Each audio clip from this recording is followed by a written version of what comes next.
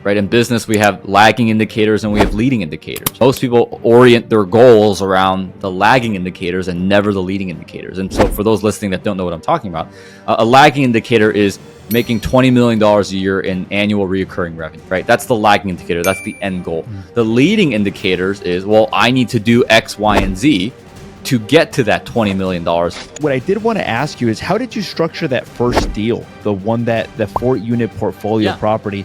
Did that involve owner financing? Hi, everybody. Jose Luis Morales here. Welcome back to another episode of the Morales Group Show. Today, we have a very special guest. His name is Daniel Kwak. He is the author of 0 to 75 Units in 1 Year.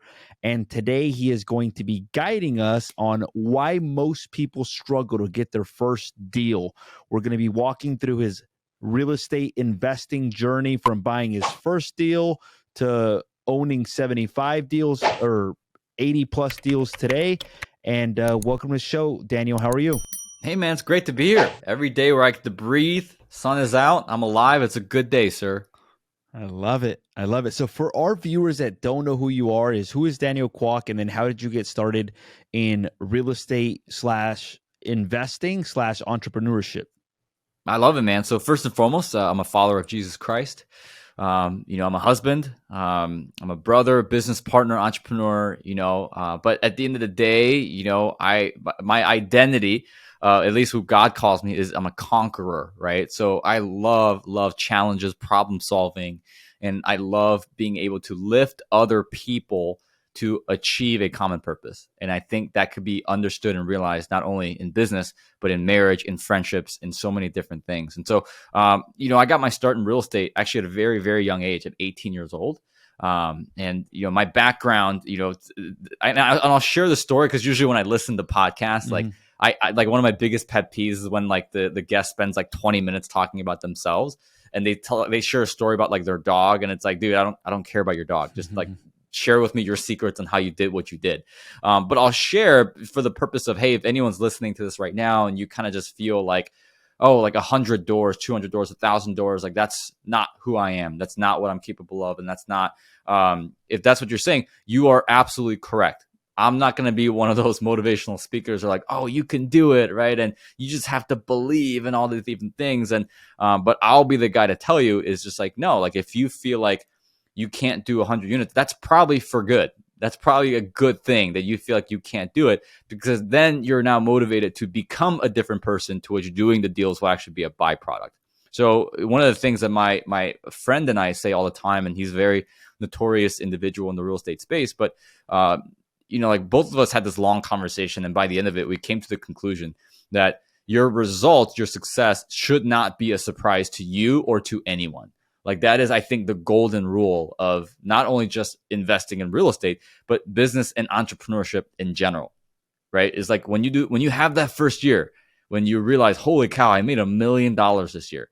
That should not be a surprise. And if it is a surprise, I think there's a lot of like self-awareness and soul searching, and even just doing an audit of your business that needs to be done. So, I got started 18 years old, negative $187.65 in my bank account, a couple maxed out credit cards. And I was a guy during that time that just didn't want to be broke anymore. That's who I was. Got it. And at that time, like, why real estate versus something else? Yeah, I read an article when I was 17 in Forbes magazine that said that out of the top 1% in the world, like something like 80-something% of people made their money through real estate, right? Investing in real estate. And I was never one of those guys that wanted to get rich quick. I had a mentor of mine at the time who was kind of like the only dude I knew in my life that like made 6 figures. And it wasn't even like his advice. It was something that he had heard from another person, but he passed it along to me, and I'm glad he did. But he goes, when you try to get rich quick, you sacrifice the ability for you to get wealthy slow. And that hit me like a ton of bricks, because around that time, I went to a school that was very low income. And so I saw a lot of people, I saw a lot of my buddies who were making $70,000, $80,000 a month doing street pharmaceuticals, right? Let's call it. And, when you make that type of money, a lot of times you think you are the guy, you think you're immortal, you think you're amazing, right? And so what happens, you stop hanging around with people that make you feel like crap. And oftentimes the people that make you feel like crap are the ones that actually force you to take a good look at what you're not doing, and take a good look at what you should stop doing as well, right? So there's a great book that I'm reading right now. It's by a guy named Dr. Benjamin Hardy. It's called 10X is Easier Than 2X. And he talks about the idea is that, 10X is literally easier than 2X. So if you're trying to double your revenue, or you're trying to make double the amount of money that you're making, right? So for example, let's say you make $60,000 a year working a normal job, right? If you want to make $120,000 a year, well, that's not super difficult. You don't really have to change much, right? You go to your boss and you go, hey, what do I need to do to start making $120,000 a year? If you're in sales, you just literally double the output that you're doing right now, right?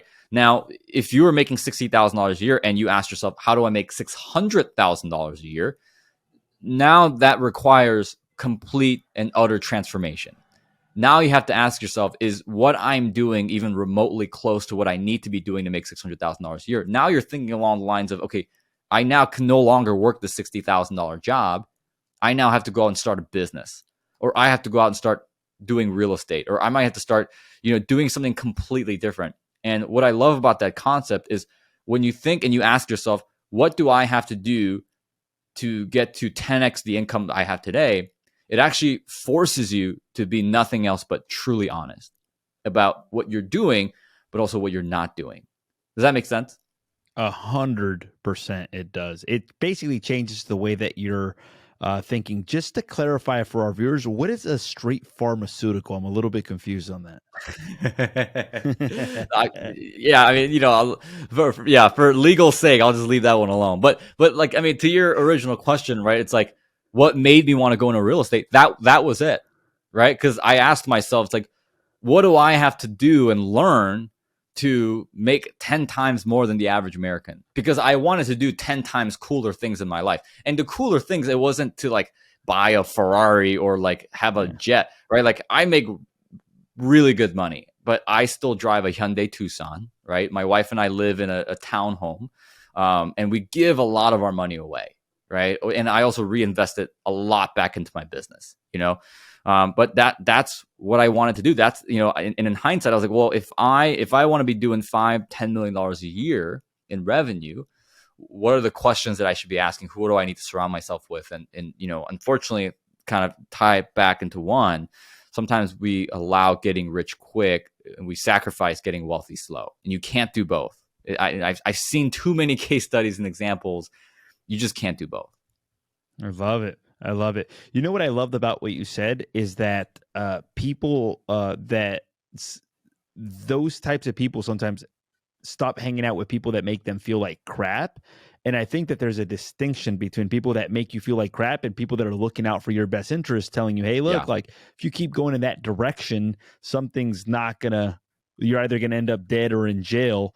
But those are the types of people that you need in your life from time to time. So walk us through, like, let's say, what was it like when you bought your first deal at 18, right? That it happened at 18, right? What was it? Was it a single family? It happened at 22. So I was 22 years old. We bought 4 single family homes. It was a portfolio. And so I got started in real estate at 19, right? So at 18, I knew I had to change something, right? So I started learning about money, learning how money works, investing, right? And I just simply asking myself, it's like, well, what do those people over there know that I don't know, right? Like there's clearly things, and I grew up super poor.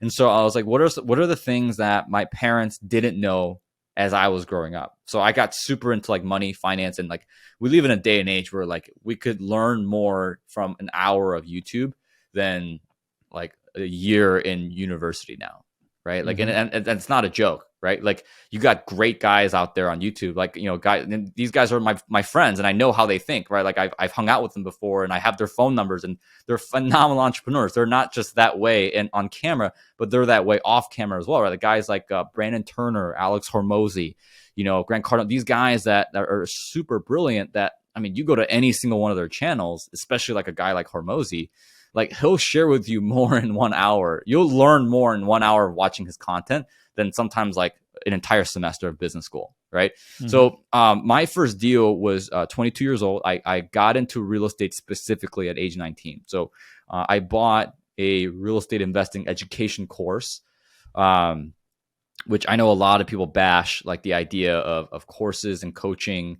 And, you know, the reason I think why people do that is because the success of your success after buying the courses coaching is on you, right? It's on you. Most people want to spend their money and have the result be done for them. That's how American consumerism works. We go to the supermarket, we pay $30 for groceries, we get the 30. Like there's no like, oh, like now that I bought this ice cream bar, right, for let's say $6, right? There's no, like, I don't have to do anything for it to taste better.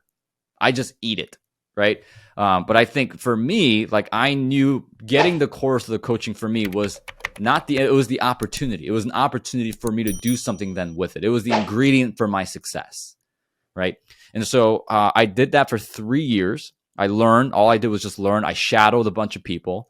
I didn't know what I wanted to do at the time. I didn't know if I wanted to become a fix and flipper. I didn't know if I wanted to become a landlord. I didn't know if I wanted to become a wholesaler. So I just shadowed like 6, 7 guys for like 3, 4 months. And, you know, I asked myself, do I want their life?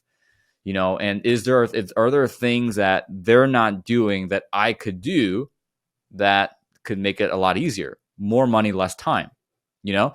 And so I shadowed this one guy. His name was Randy, and he was a buy and hold guy. And I shadowed him for about 3 months.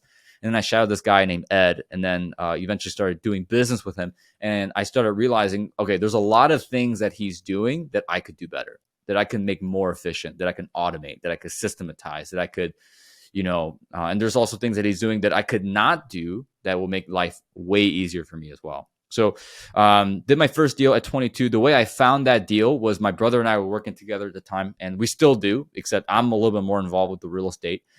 He's much more of the marketing and tech and kind of that infrastructure. And so he had put out a Facebook post, like, you know, one of those like buy and sell trade Facebook groups, like in different, you know. Yeah. So he had posted on there in the area that we were living in, and he had put like something along the lines of, hey, everyone, my brother and I are, you know, local real estate investors, and we're looking to build our team, and we're specifically looking for, you know, a maintenance guy and contractors, right? Currently, if you know anyone, please tag them below, and, you know, yada, yada, yada. And about 3 days later, we get a message, right, from a guy that says something along the lines of, hey, Sam, I saw your message on Facebook. I happen to own 18 properties. I'm currently in my late 60s. I'm looking to retire, looking to sell off my portfolio. Would you be interested in come taking a look? You know? And so we did, and we picked 4 that we really liked, and we ended up buying a portfolio of single family homes as our first deal. So my brother was 23 at the time. I was 22. That was almost 10 years ago. Got it. Up until that point, what were you doing? Were you buying and holding? Were you flipping? Were you wholesaling? How were you making money? Yeah. So I was working, you know, a couple of different odd jobs, right? And my brother, you know, had thankfully started a marketing agency where we would do affiliate marketing for the education company that we enrolled with, right? Okay. So they had an income side where, you know, hey, you can, and, you know, we weren't making much. Like, I think that year we made $35,000 from, you know, the marketing, you know, and I had a couple of jobs that I was working as well. So that's kind of how we put food on the table. But, you know, up until then, man, all we did, and I kid you not, all we did was just study. We just learned. We just studied. We shadowed people.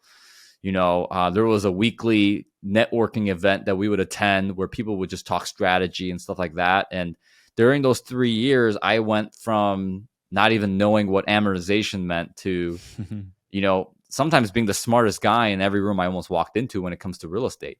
But my big issue during that time was I had all this knowledge, and you know, for me as a guy that helps people do their first deal, as an individual that coaches people how to get to $5,000, $10,000 a month in passive income, I had a problem during that time that 99% of all real estate investors have when they first start out. And it doesn't matter if you're in wholesaling, if you're in flipping, if you're in buy and hold, if you're, doesn't matter, right?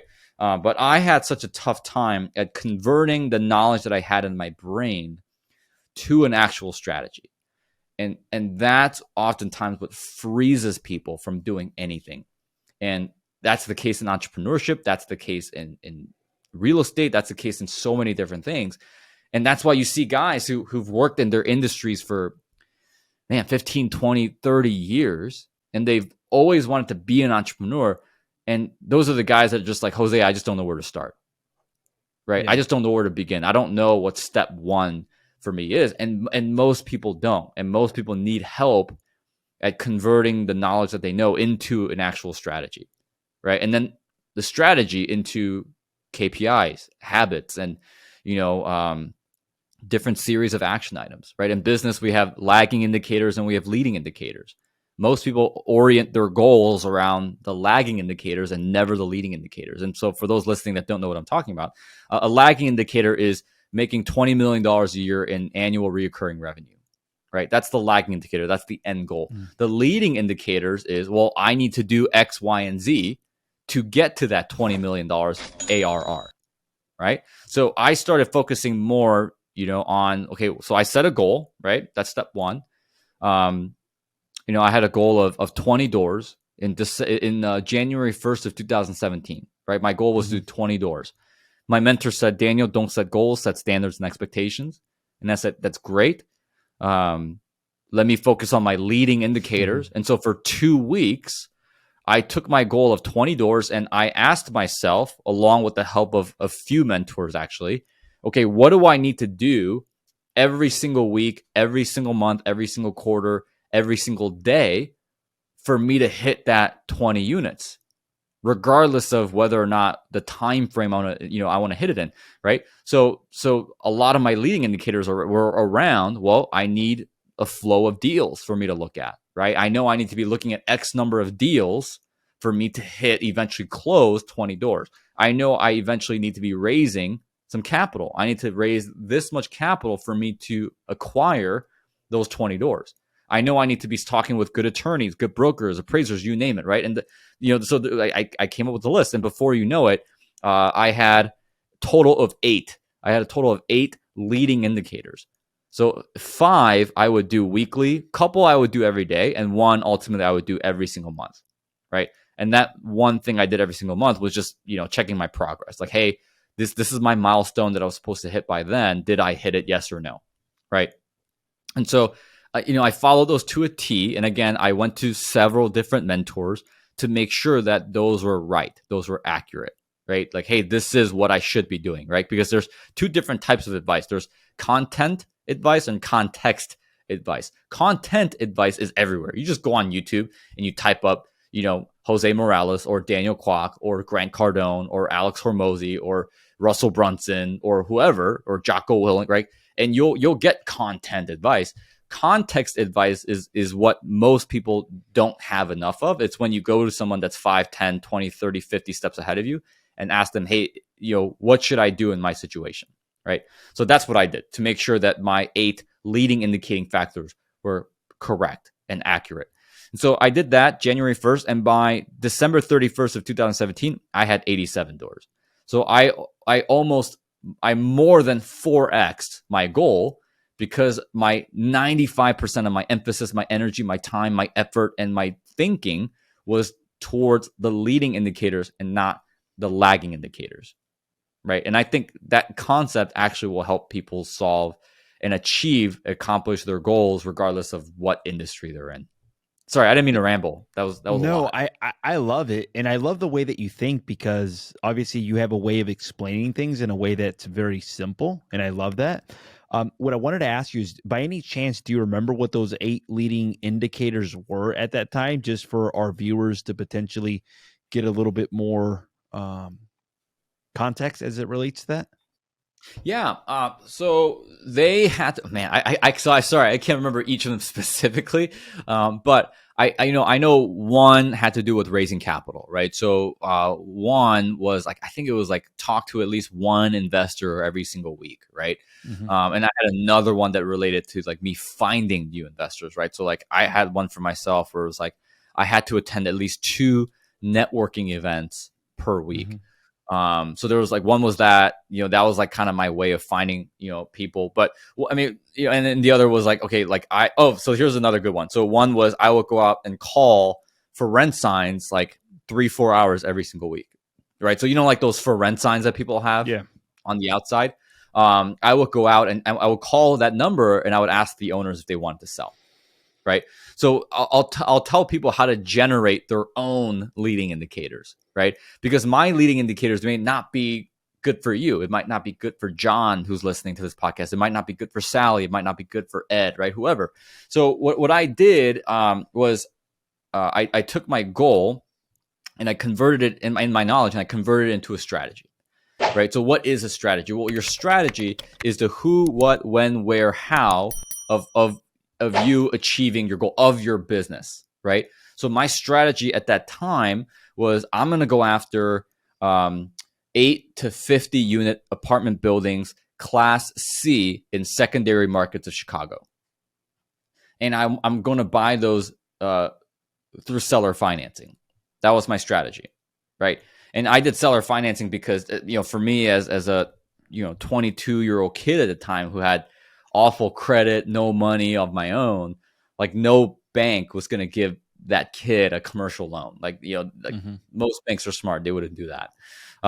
So I had to do seller financing. So I took that strategy and I reverse engineered. Instead of asking myself, how do I find good properties? I started asking myself, how do I find good people? Right. And so I started, reverse engineering. Okay, who would own this? Like I would draw up the perfect deal, right? Which was like, okay, what is the perfect deal? Okay, so my unit range is 8 to 50 doors. It's like that's what I'm looking for. Let's just say 24 or a 28 unit building, right? A 28 unit building, secondary market of Chicago. So I just picked the suburb, right?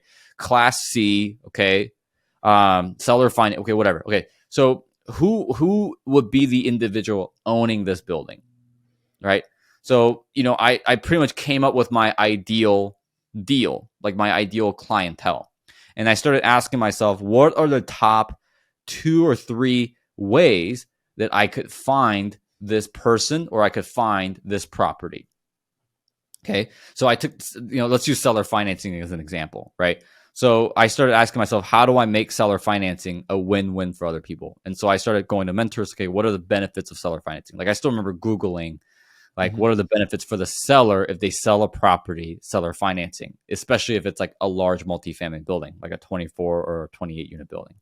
And so like the top 2 or 3 results I got was, tax deference, right? So if you buy a property seller financing, you're able to defer a good amount of, capital gains taxes, ordinary income taxes, which a lot of people don't think about when they sell their building, and then, it allows the individual, if the landlord has been receiving mailbox money for a long period of time, seller financing allows them to continue an income stream, right? Especially if they have a large amount of money, saved up, like a big chunk of money. They don't need more cash. They just want the safety of money coming in. And individuals who want money working for them, right? Like their money is working instead of them working for the money. So the conclusion that I came up with is, well, these are the benefits. Now I started asking myself, who resonates the most with these benefits? Like who are the people that would, that's the problem that I need help solving, right? And I realized that it was a lot of older landlords, right? Because landlords who've owned it for more than 27 and a half years obviously have what's called a full depreciation recapture event at closing, meaning that they have to pay ordinary income tax rate on the full amount of their original basis, right? So if they bought it for $300,000 30 years ago, they now have to pay like nearly 40% of that $300,000. And then anything above $300,000 up until their purchase price is 25% in capital gains, right? Which is the current capital gains tax rate. So like some of these sellers, if they sold it for cash before I got bank financing, they'd be paying like 30% of their entire, purchase price in taxes. And then you add in like 2 to 5% in closing costs. And then if they have any debt remaining, then it's like even worse, right? They're like hardly walking away with anything. And so I decided to go after older landlords because they resonated with all the benefits. And then I asked myself, okay, how do I find older landlords? And I told myself, well, it's probably not going to be the latest technology. It's probably not going to be the latest platforms, right? Like LoopNet or anything like that, right? And these are obviously off market. I was looking for off market leads, right? Because I knew the conversion rate was going to be much higher. And so I started, theorizing, newspaper ads, right? Like for rent ads on newspapers, maybe even Craigslist. If I talk to older property managers or older brokers, I'm probably going to be able to access their network. And then I ultimately came out with calling for rent signs, right? Because obviously individuals who struggle with technology, they're used to just kind of putting a sign in front of their property and having people call their number, right? And I knew that if I called that number, they were going to pick up more likely than not because they know they put a sign out in front of their property, right? So I tested every single one of those different, things, right? I tested, I tested all those things that I just listed. And I discovered for myself the two things that worked the best, right? And those were networking with older property managers and older professionals and getting access to their network and calling for rent signs. And so I created 2 KPIs around those deal channels. So those were 2 out of my 8, right? One would be I'd be out calling for rent signs for 3-4 hours every single Friday. The other would be I'm going to reach out to one new real estate professional, whether it's a property manager, broker, appraiser, lender, attorney, I do not care. I'm going to reach out to one real estate professional every single week, right? I'm going to jump on a 20-minute call. And before I end the call, I'm going to ask them, hey, do you by any chance happen to know any older landlords that are looking to sell their building, right? Landlords that have owned it for at least 20 years, right? That are in their 60s that maybe are thinking about hanging up their gloves, And so that's how I generated my KPIs, right? And you can do that. If you're an individual listening to this and you're kind of lacking clarity or lacking direction, you can do that yourself. Like you could easily come up with your own 5 to 10 leading indicators to help you reach your ultimate goal. And I think people will be shocked that once they channel their energy towards an actual clarified business plan and a strategy, how fast they can actually hit their goals, But obviously you have to have, the right people around you to be able to tell you that's good, that's dumb, don't do that, just do this instead.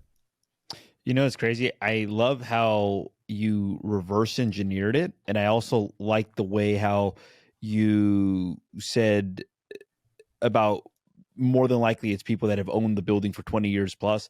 I've called Zillow for rent by owners, but I didn't think about how the technology aspect could also play a role in it as well too, meaning like instead of calling the Zillow for rent by owners because it's easier, maybe like calling the actual for rent signs as well too, which may be less technological savvy.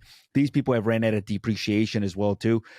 What I did want to ask you is how did you structure that first deal, the 4-unit portfolio property? Did that involve owner financing? It did. How much did you have to put down? How long did he finance it for? What was the rate on it? If you remember any of that. Yeah. So we bought the whole portfolio. It was 4 single family houses. We bought it for $135,000 for the whole thing. And for the whole thing. Yeah. And again, this is like 2016, right? Yeah. 2016, 17, right?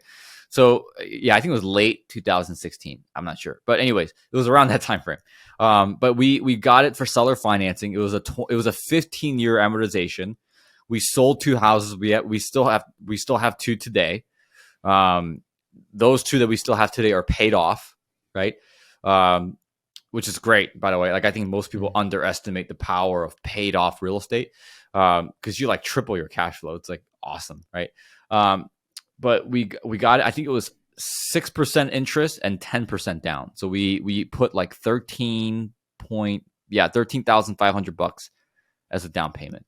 And like my brother and I didn't even have that. We had to bring in a family friend to cover the down payment and like some closing costs and different things like that. But yeah, those are the terms of the first deal.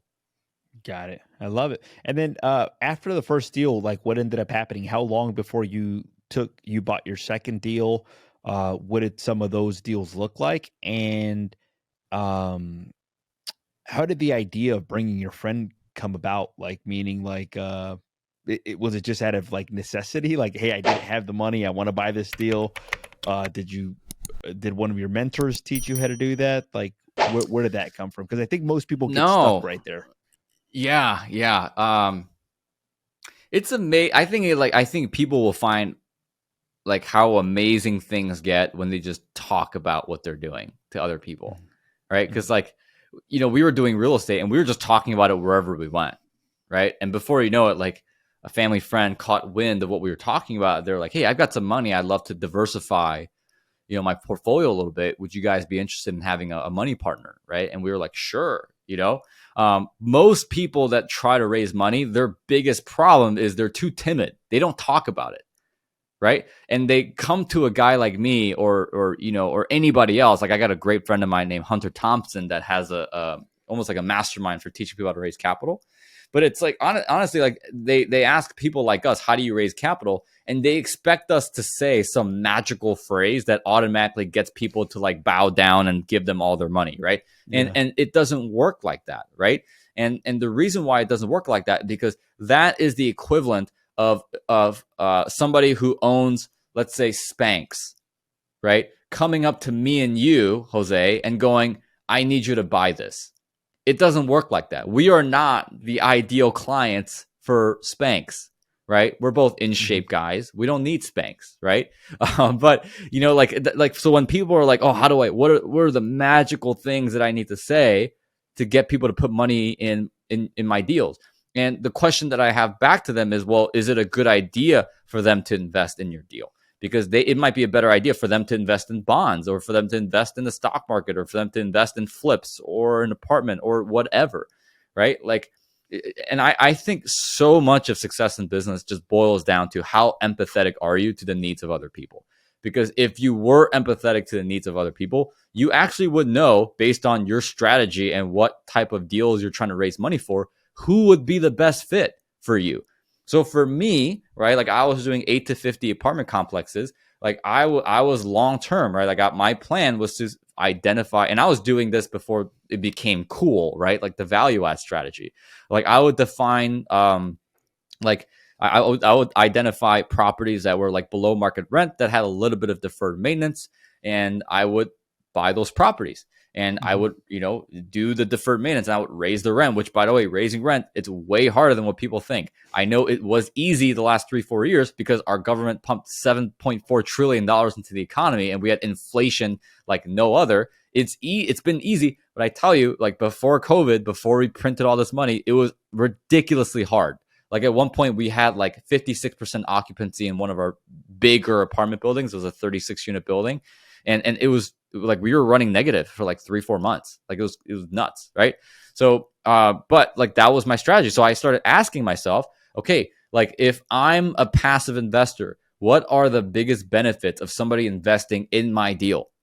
Right? And those benefits were depreciation, tax advantages, long-term wealth. Even if the returns aren't sexy today, it's a heck of a lot better 3 years from now. And 3 years after that, even better than it was then.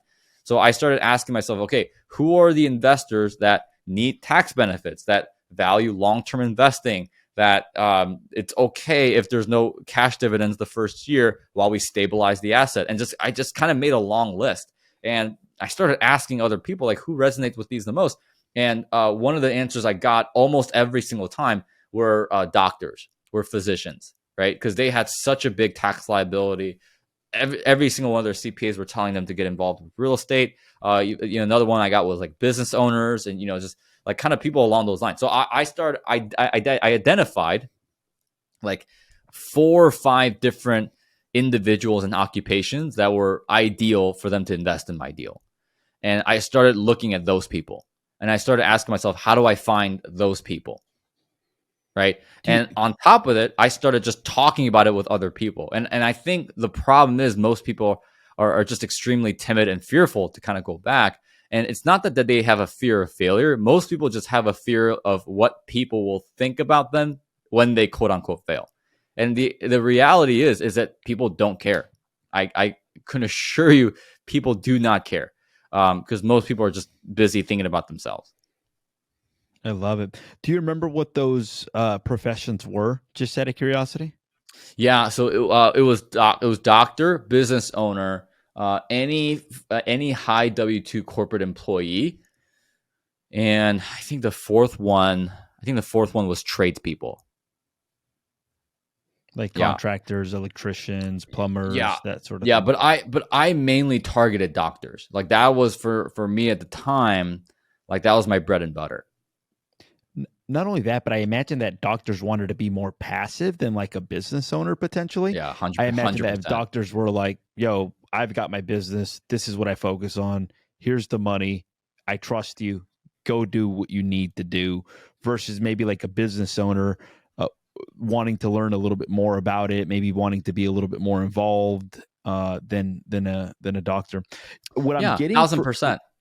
what I'm getting from this interview is that whenever you want to accomplish something, you reverse engineer it. I don't know if you've kind of noticed that pattern, but you're whenever you wanted to raise money, you reverse engineer it to who would be the person that would benefit the most from that. And then Yeah. once And you yeah, do that, and by the way, I do that for all my businesses, right? So like if I want to start a product, I make sure, like most people, especially entrepreneurs that start out, they don't ever ask the most important question, which is what problem am I solving? Right? Like people think that like just because they have this really cool idea, and it's crazy because like we see this with the younger generation more than ever before, but they just have this like sense of entitlement that once they come up with this really cool idea and then they have a product or service, that like they just assume everyone's going to buy it, right? And it's just not true. It's not true at all. I can assure you that 99.999% of people could care two flips about what your product or service is. They care more about how does it make my life better, right? Like what is the actual problem that you're going to help solve for me? Like it's the idea of winning the game before you even play.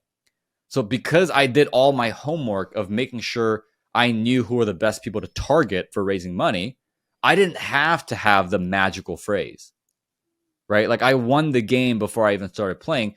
Or like as soon as I started the conversation, I already knew what all their problems were. Like I already knew they needed this, and this, and this is what they respond to. And ultimately, I think, again, whether you're a real estate investor or you're an entrepreneur starting a new business, like I think that's what most people completely miss the boat on, right? Like starting a business is not hard. I've my brother and I, we started businesses and scale it to $1 million a year in annual recurring revenue, like literally just like that, right? Just because we did so much research and homework in regards to like who's our ideal client, what problem are we actually solving, and not only that, but like how do they want, like what's the offer that they're going to resonate the most with, right? And how do they want it delivered? do you mind Like me asking what some of the businesses look like now? Like meaning like I know that you said that you run different businesses. What businesses are you guys in at the moment? yeah, mainly around real estate, finance, and tech. Right, like usually those three industries are the ones that we try to stay. Like there's a couple that my brother and I will invest passively into. Like we invested into a board game company 4 years ago that's giving us like 38% return every single year. It's like, which is ridiculous. Mhm. Um, I just recently invested into an AI software that actually helps stop child trafficking, which is amazing, right? Because that's something that I'm really really passionate about. But Mhm. it's usually typically in industries where we know really really well that we recognize whether or not the problem that business is solving is legit or not, right? Like that, I think that's the key. It's in, for a lot of kids that are listening, maybe they're like 18, 19, 17 years old, 20, 21 years old. It's okay if you don't start a business and make $6 million your first year and don't buy a yacht and a Bugatti. Like I think a lot of these kids that are on TikTok that are like, oh, like I started this like crypto company or whatever, and like now I'm on this yacht. First and foremost, like half of them are getting sued, right? And like the other half don't actually make the money that they're actually saying that they're making on TikTok, right? But I think it's absolutely okay if you work in an industry, a 9 to 5, if you work in the industry that you eventually want to start a business in for like 4 or 5 years and learn the industry really, really well, right? And identify like what are the most common problems that you see in the industry. Like that's how you actually create a product and a service that lasts. Like that's actually how you create a product and service that solves a real problem. Like that's how you actually do it. And, if they're extra smart, they know how to actually create an organization around that product or service. But I think a lot of like kids should give themselves grace, right? Like there's a phenomenal perspective I heard on another podcast where like, let's just say the average individual lives 80 years, right? Like I think that's the life expectancy of an American man nowadays, right? Isn't like 83 point something, but let's just say that we all live 80 years, right? Which, by the way, in my opinion, is a short life, right? Because like if you take care of yourself, if you're healthy, if you don't eat Cheetos every single day, like you're gonna live to be 90, right? Like you are. Let's just be real. But let's just say you live 80 years. If you look at your entire life of 80 years in a 24-hour day perspective, right? If you're 20 years old, you are at 6 a.m. If you're looking at your entire life of 80 years in one 24-hour day perspective. If you're 20 years old, you're at 6 a.m. because you are 25% completed with your life. If you're 20 years old and you're living to be 80 years old, right? You are 25% completed with your life. If you're at 6 a.m., you are 25% completed with your day. So if you're 20 years old, you're at 6 a.m. Most people haven't even woken up by 6 a.m. Right? And they're like, you already have 20-year-olds that are like, oh, I haven't done enough with my life. Well, dude, you're at 6 a.m. Like you still have the whole day ahead of you. You're going to be completely fine. Right? So me, I'm 29. I did the math. I'm at like 8:28 a.m. right now. Right? So like I'm at the point in my life where I'm eating breakfast, for crying out loud. And so that's like the perspective that I give myself on the days where I'm like, oh, I haven't done enough with my life. I haven't done this with my life. And by the way, usually the reason why we all say I haven't done enough with my life is because we think we're not enough, right? It's because we all naturally, whether we want to admit it or not, 99.99% of human beings that walk the face of the earth, we are driven and we live based on emotions and self-talk related to fear, originating from fear and not love or not anything bigger or not something, right? Because what is fear at the end of the day? Fear is self-protection, self-promotion, right? And so because we don't feel like we have a fear of not being enough, because we have a fear of doing this or doing that, there's so many things that just span, whether we admit it or not, that come from those type of emotions, right? So like I had a mentor of mine who once told me, and he's an extremely successful guy. So I'm sure you're familiar with a company called Topgolf. Yeah. Mm-hmm. Yeah. So he was the CEO of Topgolf for 5 years, right? And he scaled Topgolf from a $30 million company. And when he left, I think they were worth like 2.7 billion, something like that, somewhere in that ballpark, right? So this guy knows how to scale a business to the highest level. And him and I were having lunch, and I was just like telling him, I was 28, this was last year, and I was like, yeah, like I just feel like this project should have been done like by the time I was 27 years old, right? And he kind of looks at me with like a weird look, and he goes, "You're a big basketball fan, right?" I'm like, "Yeah," and he goes, "You like what's a basketball player's prime? Like when do they hit their prime typically? Like what age?" Right. And, I told him, like, yeah, usually like, 26, 27 to about 32 is a player's prime, right? Like that's when Michael Jordan won his first ring. LeBron James won his first ring, right? Like usually an athlete's prime is usually between 26, 32, 33 years old, right? And he says, okay, great. So an individual's prime, a professional's prime for their professional career, in my opinion, is between your mid 40s to late 50s. Right. So if, for me as a CEO of this company, right, and he was the CEO of another company currently, he goes, I'm in my prime for me as a guy in my mid 50s. But for you, like you're 28 right now, like, dude, you got 15 years before you even hit your prime. Right. Like you're like that. You're like and he goes like, I'm not discounting what you've done. Like you've done some amazing things. Like for you at your age to have scaled multiple 7-8 figure companies, like that's great. But dude, you're only on like your second year in the league. You still have 15 years until you're expected to win a championship, right? So the reason why I say all that is because I'm sure a lot of kids listening to this, or if you're a parent of a kid in their 20 early 20s or something like that, like I encourage you to share this perspective with them, because again, I don't think it's a bad thing for you to start your first business at 30 years old or 35 years old, or even, however long it takes, but just spending that time just to learn and get to know the industry and how do you actually build things that last. I don't think that's a bad thing at all. What does your day-to-day personal development look like for you? Because at least that's what I'm getting from you. I'm getting that you spent a lot of time, energy, and resources really just expanding the way that you think. And the way that you think has allowed you to do everything that you do. What does that look like on a day-to-day for you? Yeah, and thank you. You're right. I'm very intentional about that. And by the way, the reason why I'm intentional about it is not because I want to do things the right way. It's because I want to do it the authentic way, right?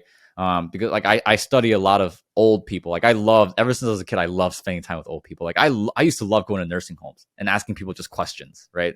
But like one thing that I've always realized was people never regretted not doing things the right way or the wrong way. They just regretted being inauthentic, is what I've learned after asking and talking to a lot of these people in their 80s and 90s, right? Like my mentor, my spiritual mentor now is 89 years old, right? But for me, what do I do every single day? Some people may not like this answer. Some people I'm sure will love this answer. But for me, it's not to read books. It's not, meditating 2 hours. Like I'm not one of those guys that get up at 5 a.m. and does their morning routine of cold plunge and you got to go for a 13-mile run and go and come back and you got to have protein. Like I'm not that guy. I love, you can ask my wife. I usually wake up around 8 a.m. Right? That's usually when I wake up. 7:30 a.m. to about 8 a.m. That's usually when I wake up. The very first thing I do is work, right? Like literally the first thing I'll do is I'll brush my teeth, get dressed in like 5-10 minutes, and I'll just drive straight to the office and I'll just work. Or like I have a table in my bedroom, or I'll just go downstairs to my dining room table. I'll open up my laptop and I'll just work. What I do for my personal development, very easy. I spend a lot of time talking to God. Whether it's driving to the office, whether it's driving in between meetings, I'm constantly asking God, what do you want to teach me? God, what am I fearful of? God, what do you want me to know about this person? And I never ask God why, because oftentimes when I ask God why, you don't want that answer, right? And not only that, but the answer is too long for us to even comprehend. But I'm always asking God, like, what do you want? What do you want to teach me? So, for example, 2 days ago, I asked God on my way to the office, God, what do you want to teach me today? I believe that you are a loving father. One of the things that fathers love to do with their sons and daughters is to teach things. I'm not a father, but every one of my close buddies in my life are dads, and every single dad I've spoken to have said that one of the most joyous things that they have about being a father is being able to teach things and give things to their kids. And so I don't want to rob that joy to God, my heavenly Father. So I ask God, what are the things that you want to teach me? What are the things that you're excited to teach me today? And for 3 days in a row now, from 2 days ago to yesterday and this morning, he has told me patience, right? And and sure enough, there have been things that's been happening the last 3 days, today, yesterday, and 2 days before, that have allowed me to have patience, right? And one of the things I've learned about the way that God teaches me is oftentimes when I pray for patience, he doesn't just magically snap his holy fingers and gives me patience. He gives me the opportunity to be patient. And same thing with my wife and I. Whenever I ask God and I pray, like, hey, God, I pray that my wife and I would get closer, he actually gives me opportunities to be intentional about my relationship with my wife, right? And so I think a lot of individuals, and it just goes back to entrepreneurship, right? Like the whole idea of being an entrepreneur is to solve a problem through your product or service. And the essence of being an entrepreneur is to actually co-create with God. It's actually to initiate in solving that problem. So the idea that you are an entrepreneur and you're buying a course or you're doing something or you go to a conference and you expect something magical to happen is actually a direct opposite of what you are in essence of being an entrepreneur. Like you are meant to initiate, you are meant to create, you are meant to be the first step in solving a problem that people have around the world, right? So for me, like I love asking that question because it allows me to know why I'm initiating. It allows me to know to who I initiate for. It allows me to know exactly what and why I need to do things. So I think a lot of individuals, anyways, I'm sorry, I'm rambling. I want to make sure I answer your question before I kind of jump into another thought. No, you did. It's answered 100%. And I've got some more questions about God as well too. Do you read books? Do you listen to audiobooks at all as well, or no? So do I read audiobooks, books about God, or about just in general? In general. Yeah, I do. So I still read books. I still watch videos. I still, because I think the more I know, the more ammo it gives me to produce good ideas, Yeah. right? Like that's kind of how I see it. I don't like reading books just to read them. I don't like knowing things just for the sake of knowing them. Like there has to be some level of objective and purpose to it. So, but yeah, I still do. Got it. Okay, cool. And then at what age did you realize that this relationship with God was important to you? Like, meaning, have you always been this way? Were you brought up this way? Did something happen to you in your life that brought you closer? Yeah. So I grew up in the church. My dad was a pastor, and then at 19, like I had this nasty stomach disease. I like lost like 42 pounds in like 2 weeks. It was Mhm. crazy. I literally looked North Korean by the end of it. Like it was bad. But at the apex of my I guess my medical tribulations, as you could say, um, I had a great conversation with Jesus where I felt like I actually talked to him for the first time. And Mhm. he told me, "Hey, you did a great job at believing all the stuff that I say. How about you actually start following me now?" Right? Because I mean, I think it's pretty Mhm. safe to say that most Americans today have a negative view of Christianity. Um, and rightfully so, right? Like some of the most judgmental, hypocritical people I've met are Christians who go to church every single Sunday, right? So I Mhm. think most Americans who feel that way have every right to feel that way, right? But for me, my relationship with God at the time is when I decided to learn and actually get to know God apart from just reading the Bible, right? And I still believe in reading the Bible, like it's God's word. I believe it's important, but there are so many people who know about the book of the Lord, but they don't know the Lord of the book, you know? And I think when I learned that I can actually start having conversations with God, I think that's when the whole game changed. For me at least, right? Because when you fixate on the Bible, when you fixate on sermons or different things like that, what most people look for are a series of right and wrongs to abide by.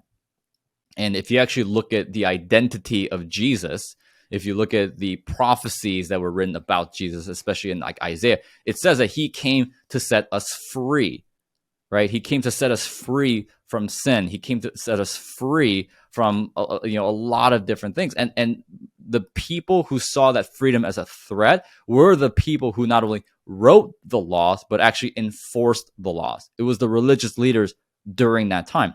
And so for me, I was the religious leader. I knew the Bible frontwards backwards before I was 16 years old. I had read it I think 15 times before I turned 18. And so I got to a point where, and the Bible's a long book, right? Like 66 books, Mhm. like 5,000 something pages. Like I got to a point where somebody would start reading a verse and I could tell you exactly where and what chapter that was, right? And so I knew the Bible really, really well, but I didn't know who God was. I didn't know who Jesus really, really was. I didn't actually have a relationship with him.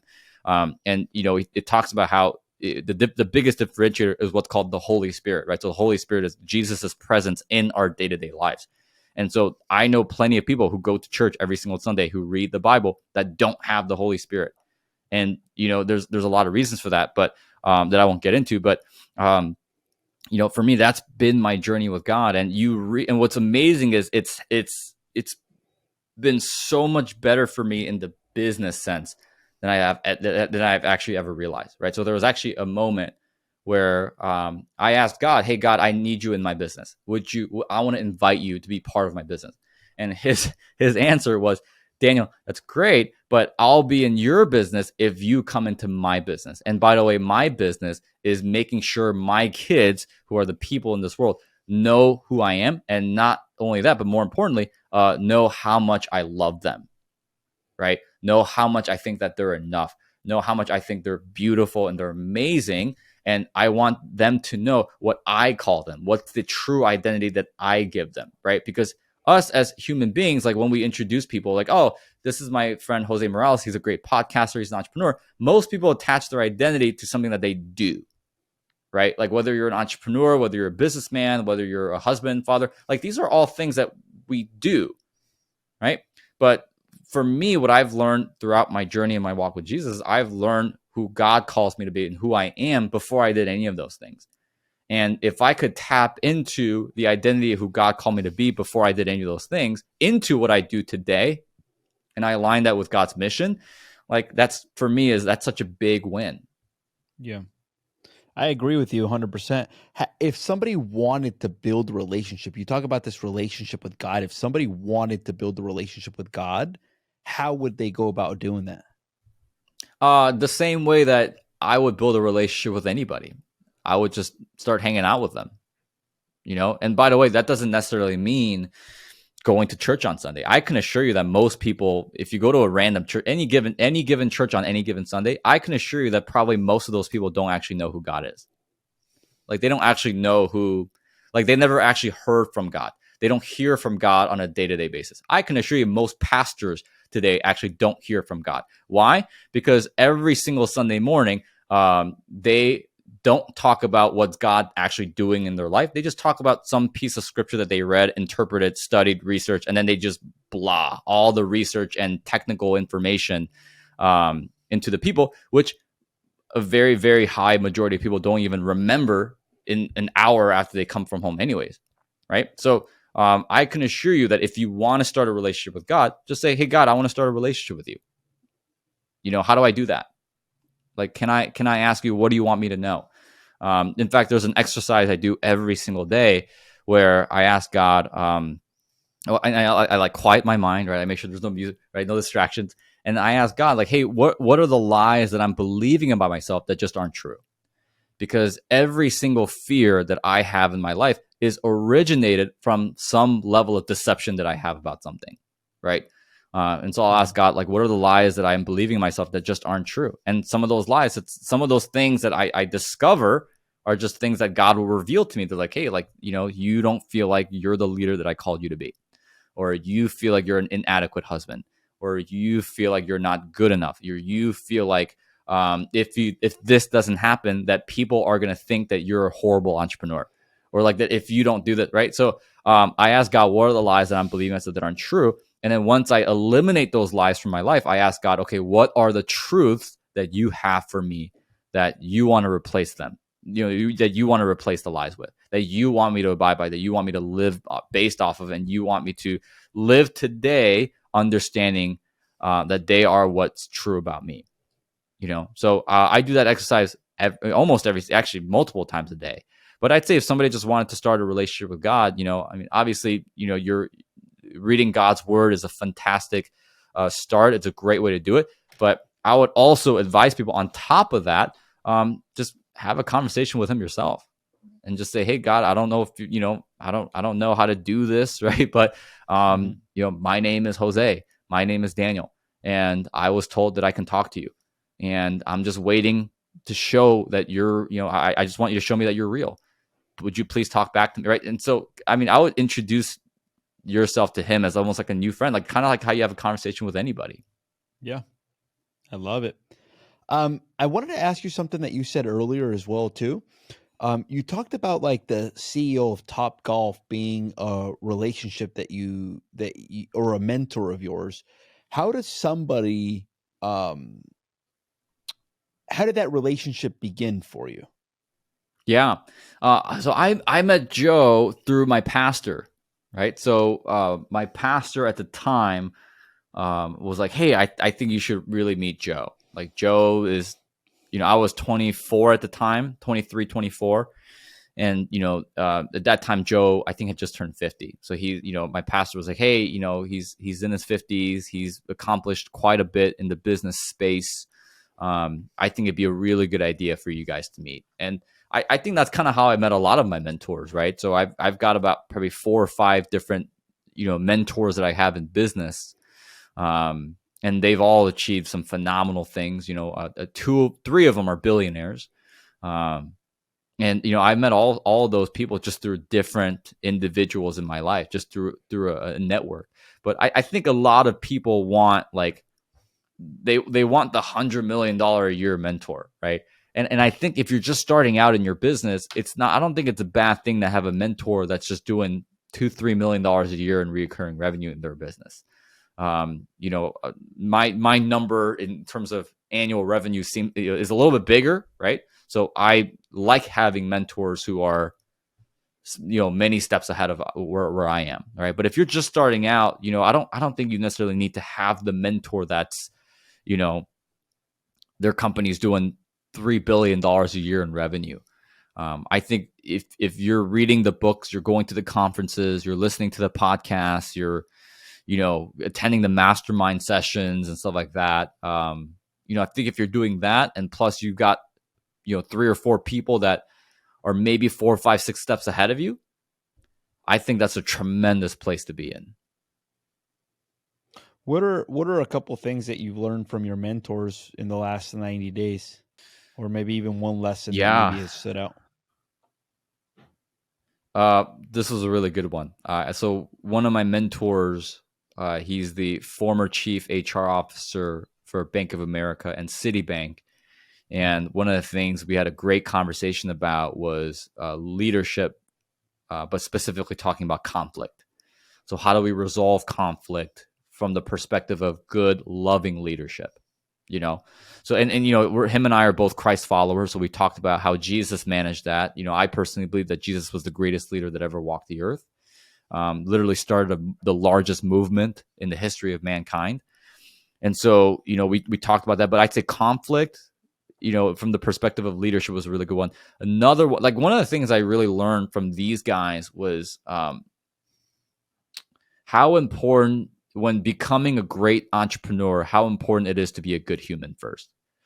I think that's one thing that I've learned, because I think like the perception that we all grow up with is that, like, if you're a billionaire, you have to be cutthroat, you have to cut people down, and you have to step over people. And I gotta say, out of all the billionaires that I've met, and a good chunk of them mentor me, I don't get that from them at all. Some of those guys are the most generous people I've ever met, and people love doing business with them, not only because they're so giving, but because they're good people, and just great people to be around. I love it.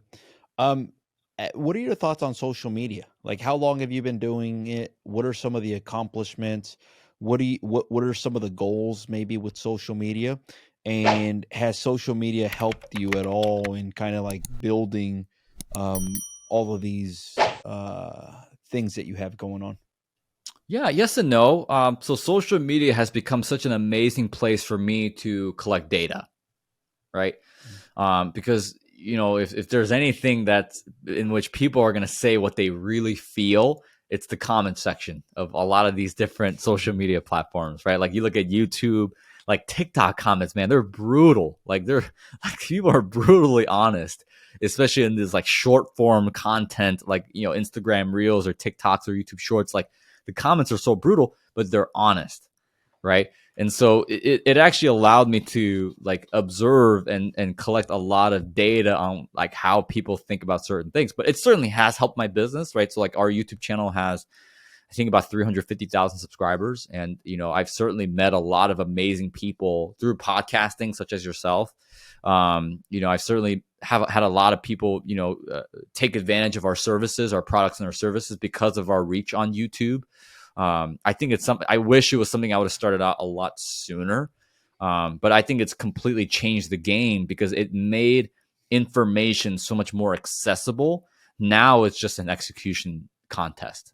That's all that is at this point, right? Like, I mean, people used to pay $160,000 for a college education.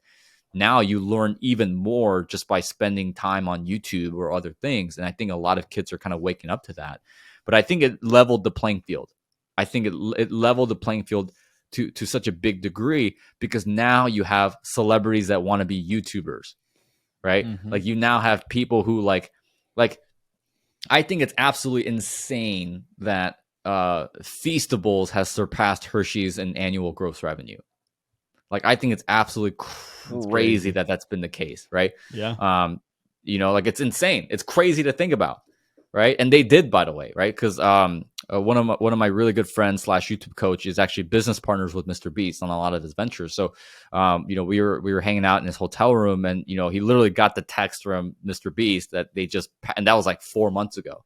But like Hershey's has been around for how many years?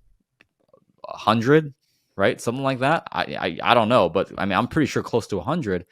And this 24, 25-year-old kid comes around and just destroys them, you know? And so I think it's absolutely leveled the playing field in regards to what everybody has to their capability. And again, now it's just a matter of, who's the smartest, who knows their audience the best, who executes the best, and who can do it all the fastest. I agree with you 100%. Daniel, any final words or anything else that you think would be helpful to our audience? I think I think one of the biggest regrets that I have in my business is I built so much of what I have because I wanted to prove something. And I think that's probably the worst way to build something, because there's no other better way to run super, super fast, but crash hard, because yeah, that was a big thing for me. And when I first started all my businesses, like I felt like I had something to prove, right? Because I dropped out of college. A lot of people didn't like that decision. My parents necessarily weren't as supportive when I first started. And so, I kind of just had this thing where like I had to prove something to people, and then that I wasn't good enough and all this stuff. And so, I think if for any final words, I think people should avoid that mistake of like, don't build something just to prove it, just to prove anything. Do things out of love and not fear. And that's what my exercise that I do almost every single day, sometimes multiple times a day. It kind of helps me keep me on the straight and narrow, right? Because what is fear? It's self-protection, self-promotion. What is love? It's others focused. It's others elevating. It's others promoting. It's others things. And every single successful entrepreneur and real estate investor I've met have always been others focused. I love it. I think one of the quotes that I think stood out very early on is, how empathetic are you to other people's needs? And I agree with you. I think that the more you care about other people or helping them accomplish their goals, I think that's what makes people successful. So, Yeah. Daniel, I've enjoyed our interview. If somebody wanted to get in touch with you or wanted to get in touch with your team or maybe wanted to learn a little bit more from you, how can they go about doing that? Yeah, so our office email is just info at thekwakbrothers.com. I just recently hired a team to start posting content on my social medias, right? So my Instagram is just THE Daniel Kwak, DANIELKWAK. So if you want to reach out that way, I'm happy to say hello. But yeah, I think that's probably the best ways to get a hold of me. Sounds good, man. Well, I appreciate having you on the show, Daniel. This was awesome for our viewers out there. We had Daniel Kwak. We talked about why most people struggle finding their first deal, but to be quite honest, we ventured off into a lot of different things. We talked about God. We talked about finding your first deal. We talked about raising private money. We talked about different mentors. If you've enjoyed this interview, make sure to hit that subscribe button. If you feel that this interview would be helpful, make sure to hit that share button. Daniel, thank you once again. And to our viewers, until next time.